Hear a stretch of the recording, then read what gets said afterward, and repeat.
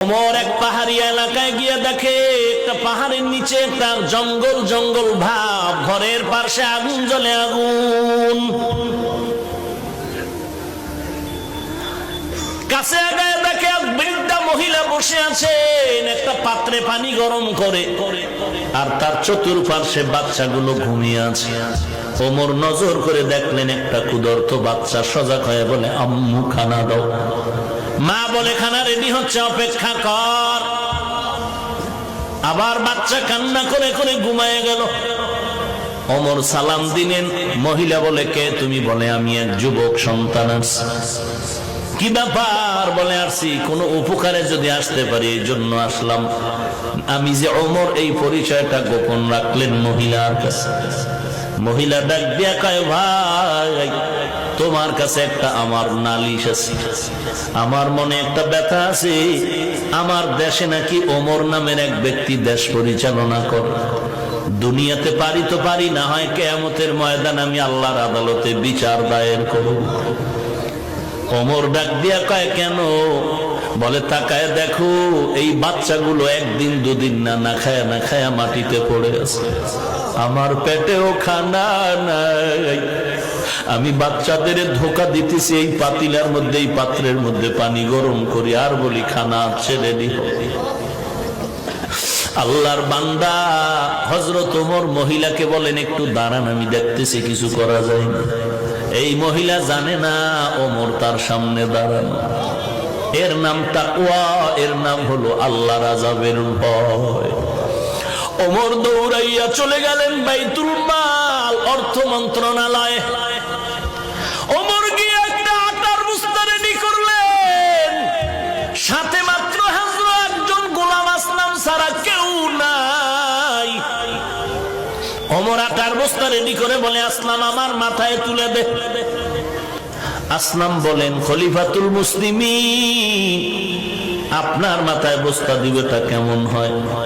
ওমর বলে, তুই কি চাও আমি মাওলার দরবারে আসামির কাঠগড়ায় দাঁড়াইতে চাই? না না, চাই না। কত তাড়াতাড়ি আমার দায়িত্ব পালন করার সুযোগ দে। এবার আসলাম নিরুপায় হয়ে খলিফাতুল মুসলিমিনের মাথায় আটার বস্তা তুলে দিলেন। এমনি কি দিন এই পর্যন্ত আসছে? কাসেম না না তবেই ইতিহাস। টাকা নাই, খানা নাই। ওই ট্রেনে ছাত্র যায় মাদ্রাসায় পড়তে, উনি কুলি হইয়া দিন মজুর হয়ে গিয়া ছাত্রের গাট্টিটা নিয়া এরপরে মাদ্রাসায় আগায় যায়। এমনি এলেমের নূর এই পর্যন্ত আসে নাই। আল্লাহ ইখলাসের বরকতেই বাতি জ্বালায় রাখছে। হযরত ওমর এবার আটার বস্তা নিয়ে হাতে, গোলাম আসলাম পেছনে। বাড়ির কিনারায় গিয়ে কয়, আম্মা যান ভেতরে যান। আম্মা যান ভেতরে গেল। হযরত ওমর নিজে আটা গুলিয়ে নিজ হাতে রুটি বানানো শুরু করলেন। ওমর নিজ হাতে রুটি বানাইয়া ডাক দিয়া কয়, আম্মা যান এই বাচ্চাগুলো না খায় আছে, তাড়াতাড়ি এদের রুটি দেন, আপনিও রুটি খান। আটা রেখে গেলাম, শেষ হওয়ার আগে চেষ্টা করবো আপনার খবর নিতে। এইবার ওমর বিদায় নেয়। মহিলা আল্লাহর দরবারে কয়, দাঁড়াও একটু দোয়া করি তোমার জন্য। মহিলা দোয়া করেন, ও আসমানের মালিক, আমগো দেশে ক্ষমতায় ওমরের না দিয়া যদি এই বান্দারে দিতা, দেশটা বেহেশতের বাগান হয়ে যাইত। ওমর এখনো ঘটনা বলে না, নিজ পরিচয় গোপন রাইখা চলে গেলেন। যাইয়া পরের দিন জরুরি বৈঠক ডাকলেন মসজিদে নববীর মধ্যে। আর একটা বার্তাবাহক পাঠায় দিয়া বলে, যাও ওই মহিলারে খবর দাও খলিফাতুল মুসলিমিনের দরবার।